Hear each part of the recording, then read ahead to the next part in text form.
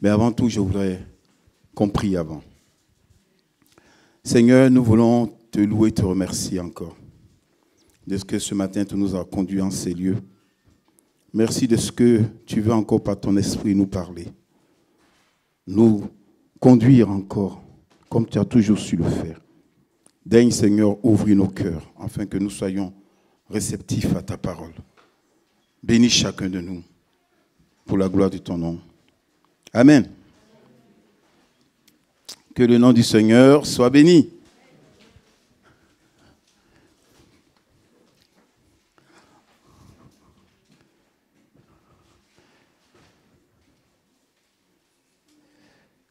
En prenant la parole ce matin,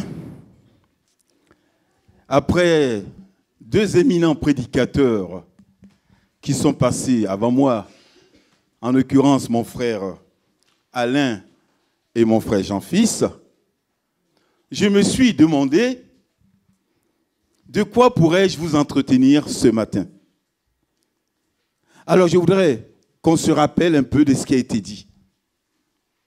Notre frère Jean-Fils nous a mis devant la définition du mot baptême, qui est avant tout un engagement solennel à Christ, à son œuvre rédemptrice, et cela avec une pure conscience, c'est-à-dire que personne vous oblige. Vous le faites librement, sans contrainte. C'est pour ça que baptiser des enfants n'a rien de vrai, puisqu'il n'y a aucun engagement d'un enfant ou d'un bébé. Une personne qui se fait baptiser prend un engagement vis-à-vis de Dieu. Notre frère Alain nous a démontré par la vie du roi David la profondeur d'un attachement envers Dieu qui est le centre et la raison, non seulement de la vie de David, mais qui devait être aussi le centre et la raison de notre vie. Alors, chers frères et sœurs, que la croissance physique, telle que vous nous connaissez, on part, on est bébé et on grandit au fur et à mesure. La croissance physique est limitée dans le temps, parce qu'à un moment donné, vous ne pouvez plus grandir. Vous êtes limité. Par contre, la croissance spirituelle est sans limite. La croissance spirituelle, je le répète, elle est sans limite. Que vous soyez converti il y a 2 mois, 10 ans, 40 ans, 60 ans, la croissance spirituelle doit être toujours en mouvement. Elle n'est pas limitée. La vie d'un chrétien normal ou la vie normale d'un chrétien doit être une vie de croissance constante. Alors vous me direz, qu'est-ce que c'est un chrétien ou un serviteur ou un ouvrier de Christ?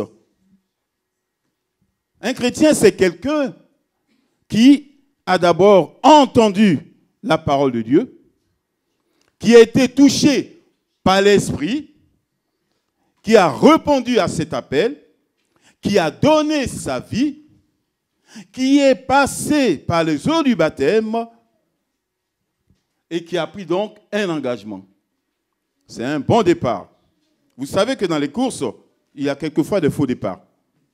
Mais dans la vie chrétienne, il y a un bon départ. Et c'est ce que je viens de vous citer. Mais il ne faut pas s'arrêter là.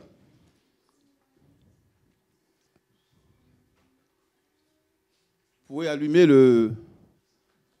S'il vous plaît, merci.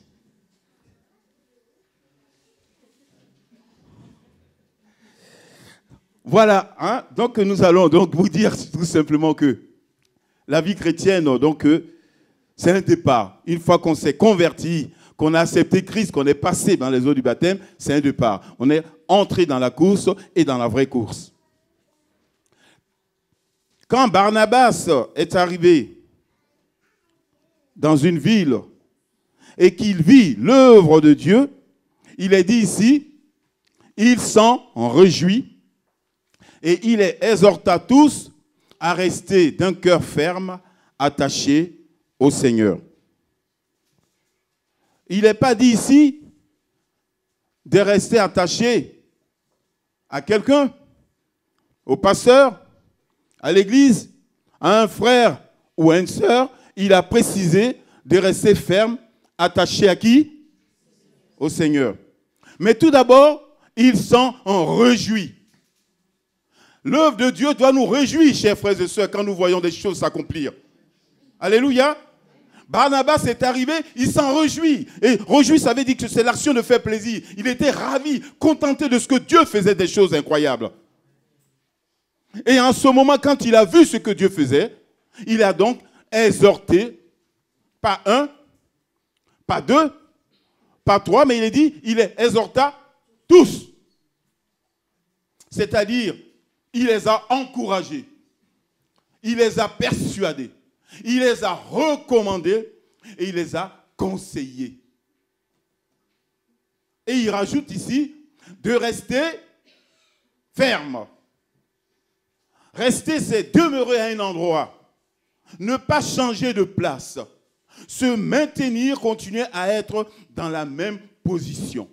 Rester. Et quand on s'attache au Seigneur, on reste au Seigneur. On ne bouge pas, c'est-à-dire on continue toujours son évolution spirituelle. Et il rajoute ici d'un cœur ferme. La fermeté, c'est la qualité de ce qui ne tremble pas. Assuré, solide, stable, fixe, constant et compact. Et il rajoute ici, attaché au Seigneur. Attaché, c'est fixé. C'est lié. C'est unir. C'est coller. L'attachement, chers frères et sœurs, est un sentiment d'affection perpétuel. Et lorsqu'on s'attache au Seigneur, il faut qu'on ait en esprit ce que c'est la pérennité de la vie chrétienne. La vie chrétienne ou la pérennité de la vie chrétienne dépend de notre attachement au Seigneur. Et sans attachement, on ne peut pas demeurer. Qu'est-ce que c'est la pérennité? C'est rendre perpétuel. Et l'exemple qu'on peut donner, c'est les fonctionnaires. Une fois qu'ils sont embauchés, on sait qu'ils sont garantis jusqu'à vie. Mais ça va bientôt changer. Et un chrétien qui s'engage, normalement, doit s'engager jusqu'à la fin. Notre vie chrétienne doit être une vie, chers frères et sœurs, d'attachement. Et si elle n'est pas réelle, eh bien on s'en rend compte très vite, au fil des années. Attaché, c'est aussi l'unité. Et Paul disait aux Corinthiens, mais celui qui s'attache au Seigneur est avec lui un seul esprit. Et je répète que c'est toujours au Seigneur qu'il faut s'attacher. Celui qui s'attache au Seigneur est avec lui deux esprits. Un seul esprit. Alléluia. Un seul esprit. C'est-à-dire que quand on te voit, c'est le Seigneur qu'on doit voir. L'unité, c'est ça. Il y a un chant ivoirien qui dit « mon pied, ton pied. Mon bras, ton bras. » C'est-à-dire où tu vas, j'y vais. L'unité, c'est cela, chers frères et sœurs. Celui qui s'attache au Seigneur est avec lui un seul esprit. Et lorsque nous allons dans le sens du mariage, il est dit, c'est pourquoi l'homme, et je rajoute aussi la femme, quittera son père et sa mère et s'attachera à sa femme et les deux deviendront deux chairs. Une seule chair. Alléluia. Avant, c'était l'homme. On disait, je m'appelle Dupont. Donc, quand je me marie, ma femme aussi s'appelle Madame Dupont. C'est-à-dire qu'elle me rejoint et tous les deux, on commence la marche ensemble. Et au fil des années, on dit, bon, maintenant, elle peut garder son nom de jeune fille. Elle ne peut plus s'appeler Madame Dupont, elle peut s'appeler Madame Dupré. Hein? Bon, on change tout, hein, vous savez. Hein. Mais lorsqu'on vient au Seigneur, On perd, chers frères et sœurs, notre identité. On perd notre identité. Parce qu'il est dit qu'il nous a rachetés à un prix fort. On était tous esclaves. Il nous a rachetés. On ne s'appartient plus là. On appartient au Seigneur.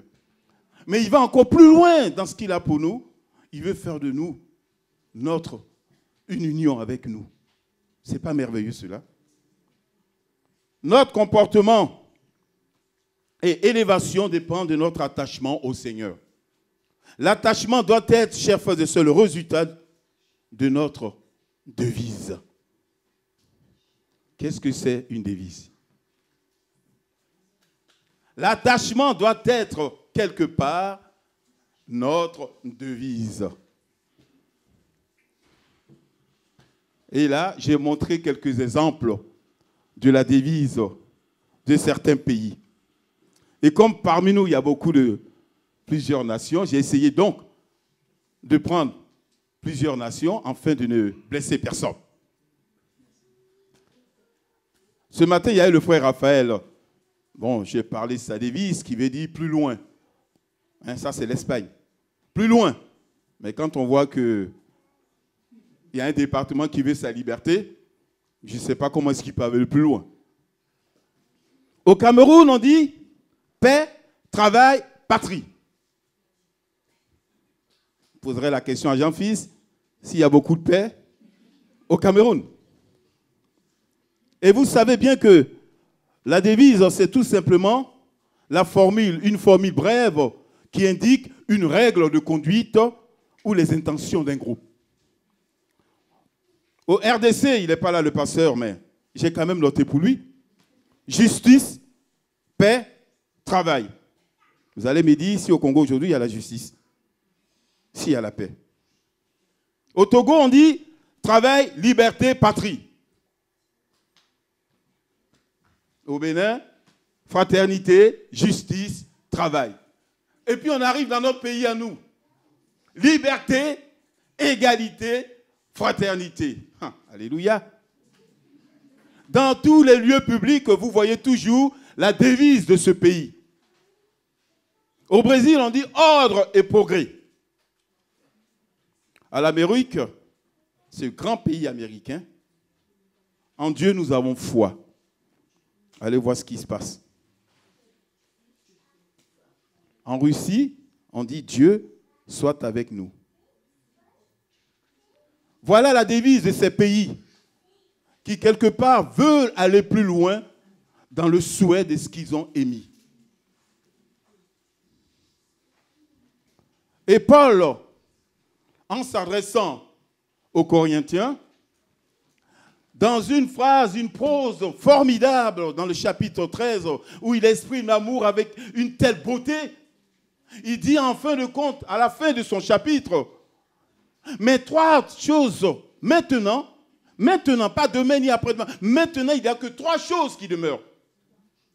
La foi, l'espérance et l'amour. Et il rajoute, mais la plus grande de ces choses, c'est l'amour. Alors je me suis dit, comment est-ce que j'allais introduire notre devise au travers de ces trois mots, puisque je voudrais que ça soit la devise chrétienne. Alors pour illustrer cela, je voudrais qu'on lise dans l'évangile selon Luc, au chapitre 18, à partir du verset 35. Il est dit ici, comme Jésus approchait de Jéricho, un aveugle était assis au bord du chemin et mendiait.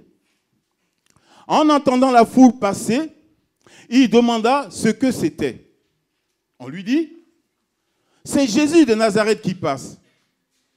Et il cria, Jésus, fils de David, aie pitié de moi. Ceux qui marchaient devant le reprenaient pour le faire taire. Tais-toi, tu nous embrouilles là. On a autre chose à faire que de t'entendre crier. Mais il est dit qu'il criait encore beaucoup plus fort. Fils de David, aie pitié de moi.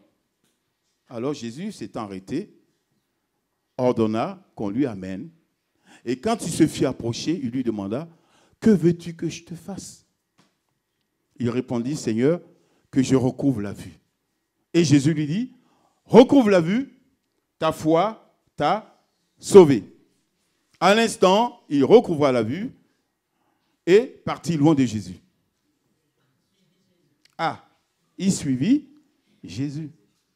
Et tout le peuple, voyant cela, loua Dieu. On a souvent utilisé ce passage de l'Évangile pour annoncer, pour faire de l'évangélisation, pour nous dire comment notre Dieu est puissant, qu'est-ce qu'il pouvait faire, qu'est-ce qu'il peut faire et qu'est-ce qu'il fera encore maintenant pour celui qui s'approche de lui. Il est celui qui vient pour nous arracher de notre misère. Et il est dit ici que nous étions tous pauvres et errants. Mais lorsque nous voyons ce qui se passe là, je voudrais juste qu'on regarde la carte de visite de ce Bartimée. Dans l'évangile de Marc, il est dit qu'il s'appelait Bartimée, fils de Timée.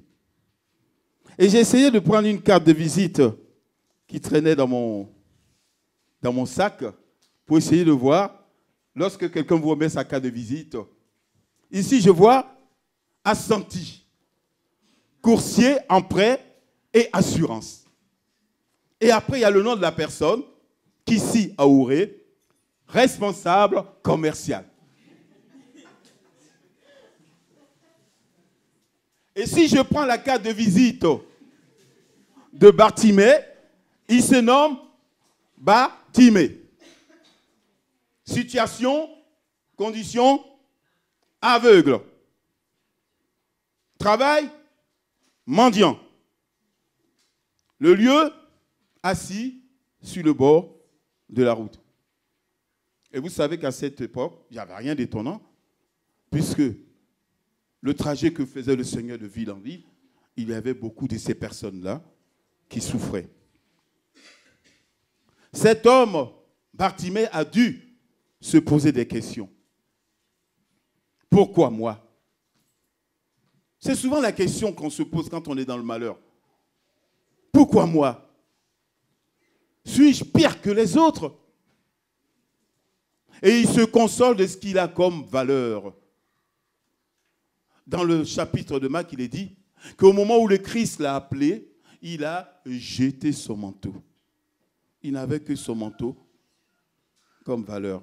Qu'importe le temps, qu'il pleuve ou qu'il neige, il n'avait que ce manteau sur lui. On venait le déposer là, il faisait sa mendicité, et peut-être le soir, on venait le reprendre tranquillement.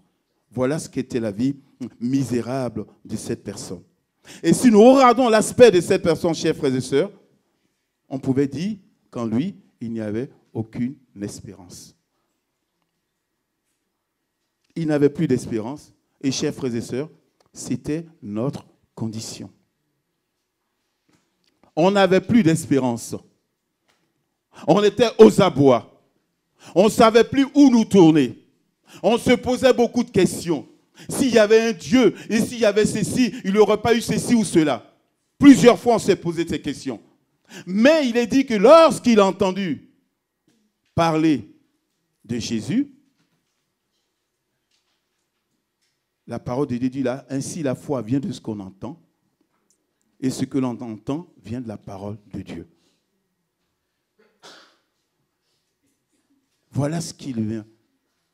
Il a entendu parler de Christ. Plusieurs fois, il a dû se dire, j'espère qu'un jour je serai sur sa route et qu'il pourra faire quelque chose pour moi. Il a dû faire des prières à chaque fois pour cela. Et voici que l'occasion arrive. L'occasion est là. Donc tout ce qu'il a entendu de Dieu, tout ce qu'il a entendu de Christ a éveillé sa foi. Et c'est pour cela que l'apôtre Paul pourrait dire aux Romains que la foi vient de ce que l'on entend. Et ce que l'on entend vient de la parole de Dieu. Ce que l'on entend vient de la parole de Dieu. C'est pour cela qu'en ce moment, il a dû crier, Parce qu'il a entendu que le Christ a dû faire des choses formidables. Et ça a éveillé sa foi. Il a crié. Un jour, on a entendu parler de Christ dans notre misère. On a entendu parler de Christ dans notre désarroi. On a ouvert nos oreilles et la foi est venue. Et on a cru au Seigneur. En fin de compte, chers frères et sœurs, la foi est donc l'ouïe. Et une fois qu'on entend, la foi vient. Et c'est ce qui s'est passé. Et Pierre pouvait dire, je ne sais pas si celui-ci je l'ai, Pierre pouvait dire, vous y obtiendrez le salut de vos âmes pour prix de votre foi. Le salut, chers frères et sœurs, est donc le prix de notre foi. En fait, il ne faut pas voir pour croire, mais il faut croire pour voir. Est-ce que vous saisissez la nuance? Lorsque Jean, dans le chapitre de Jean, il y avait un disciple qui n'était pas là le jour où le Seigneur est apparu à ses disciples. Et il a dit, moi, tant que je ne vois pas, j'y croyais pas. Et quand le Seigneur est apparu, il a dit, Seigneur, mon Dieu, je crois. Et qu'est-ce que le Seigneur a répliqué donc à Thomas?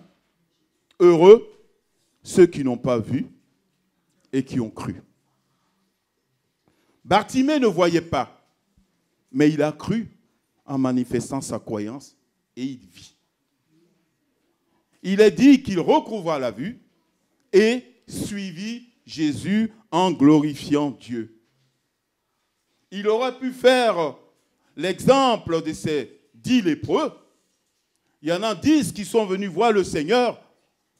Et lorsqu'ils ont été guéris, il y a un seul qui est revenu vers le Seigneur pour lui dire merci. Les autres, tant j'ai retrouvé ma chair, je vais essayer de vivre tout ce que je n'ai pas vécu depuis. Ils sont partis tranquillement, sans un merci au Seigneur. L'espérance et la foi en notre Dieu débouchent manifestement sur l'amour. C'est pour cela que l'apôtre Paul précise bien qu'il y a 3 choses qui demeurent, mais que la plus belle de ces choses, c'est l'amour. Mais quand il s'adresse aux Thessaloniciens, il nous dit, nous rendons continuellement grâce à Dieu pour vous tous, pas pour les pasteurs, pas pour les prophètes, pas pour les évangélistes. Il dit, vous tous. Arrêtez donc, chers frères et sœurs, de faire des échelles. Nous sommes tous égaux devant le Seigneur. Et une chose que j'essaie de le dire, attachez-vous au Seigneur et non au pasteur ni au prophète. Parce qu'il y en a d'autres, une fois que le pasteur n'est pas là, ben c'est fini, on ressent qu'il n'a plus de vie. Vous venez pour qui? Le salut, c'est qui? C'est le Seigneur ou c'est le pasteur? Soyez intelligents, chers frères et sœurs. Et arrêtez de vous focaliser sur une personne. Car cette personne peut vous décevoir. Mais le Seigneur, lui, jamais vous décevra.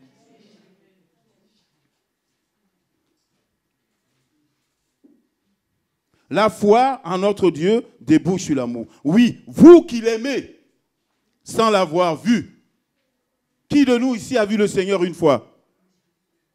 Et pourtant vous l'aimez. Oui ou non? Paul réexprime cette devise en accentuant sur ces critères. Et en s'adressant aux Corinthiens, il dit ici, faisant mention de vous dans nos prières, nous rappelant sans cesse l'œuvre de votre foi, le travail de votre amour ou de votre charité et la fermeté de votre espérance en notre Seigneur Jésus-Christ devant Dieu le Père. Nous rendons de temps en temps grâce à Dieu pour vous. Ce n'est pas ce qu'il a dit. Il a dit continuellement, c'est-à-dire sans arrêt. Il rendait grâce à Dieu de ce qu'il faisait dans la vie de ces Thessaloniciens.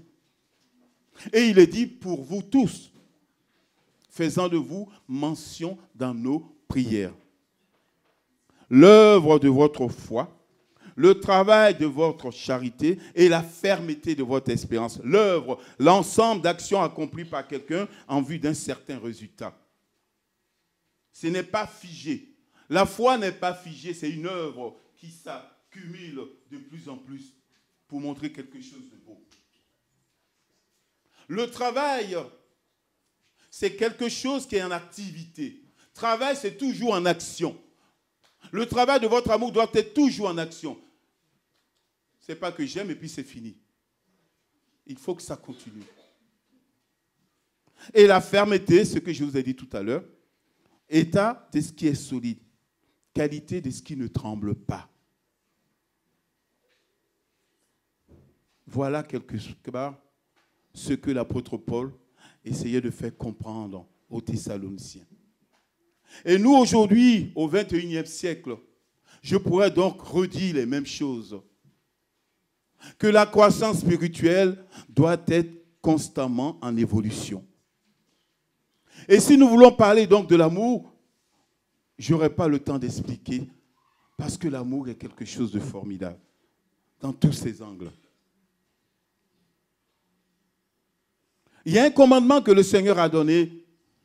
Il dit, tu aimeras ton Seigneur de tout ton être, de toute ta pensée, de toute ta force. Mais il y a un autre commandement qu'il a rajouté. Il a dit, celui-ci ne peut pas se retirer du premier. Tu aimeras ton frère ou ton prochain comme toi-même. Et c'est cela que découle tout le reste. Au travail, on a tendance à dire, à titre premier, le patron a toujours raison. Article 2, même si l'ouvrier a raison, se réfère à l'article 1. Et c'est un peu ça, chers frères et sœurs, qui doit être notre vie. Aimer son prochain comme soi-même. C'est tout ce que je veux pour moi, que ça soit aussi pour mon frère. Mais pas en sens contraire. Tout à l'heure, quand on a dit que tu quitteras ton père et ta mère, tu t'attacheras à ta femme, ou vous deviendrez une seule chair, c'est quelque chose de fort. C'est quelque chose qui doit être constant. Mais il y en a d'autres qui disent, bon, ben ça ne va pas. Après quelques années, ben, ce n'est pas le plan du Seigneur. Alors on divorce et on se remarie. Et on trouve cela normal. Alors qu'en fin de compte, ça veut dire qu'une fois que ça ne va pas avec le Seigneur, je le laisse tomber, je vais ailleurs. Est-ce que c'est ce que ça veut dire? Puisque l'attachement, il est dit que nous devons être attachés au Seigneur. Et avec lui, un seul esprit. Et le Seigneur de préciser qu'on ne peut pas servir de maître. On aimera toujours l'un et on haïra l'autre. Donc dans la vie, il y a un choix à faire, chers frères et sœurs. Et une fois que vous avez fait ce choix avec le Seigneur, vous devez aller au bout de ce choix. Et ce qui est merveilleux, c'est que le Seigneur nous aide. Il est toujours avec nous. Je serai avec vous jusqu'à la fin du monde. Alléluia. Et ce matin, en faisant ma méditation personnelle, j'ai noté une phrase qui m'a beaucoup plu. Dieu n'appelle pas ceux qui sont qualifiés, mais il qualifie ceux qu'il appelle. Je répète, Dieu n'appelle pas ceux qui sont qualifiés, mais il qualifie ceux qu'il appelle. Donc si ce matin, vous avez pris cet engagement de suivre le Seigneur, d'être là, il est celui qui va vous qualifier jusqu'à ce qu'il revienne. Mais pour l'instant, restons attachés au Seigneur. C'est le conseil ce matin, chers frères et sœurs, que je pourrais dire au travers de ces paroles. Restons attachés, unis au Seigneur. Alléluia. Restons attachés au Seigneur. Ayons que la vision du Seigneur. Je répète, attachés au Seigneur. C'est lui l'axe de notre vie. C'est lui la raison de notre présence ici. C'est le Seigneur. Personne d'autre. Alors réalisez, chers frères et sœurs, que la personne qui a fait de vous ce que vous êtes aujourd'hui, c'est le Seigneur. Donc c'est à lui que revienne toute la gloire. Que son nom soit béni. Seigneur, je veux te louer.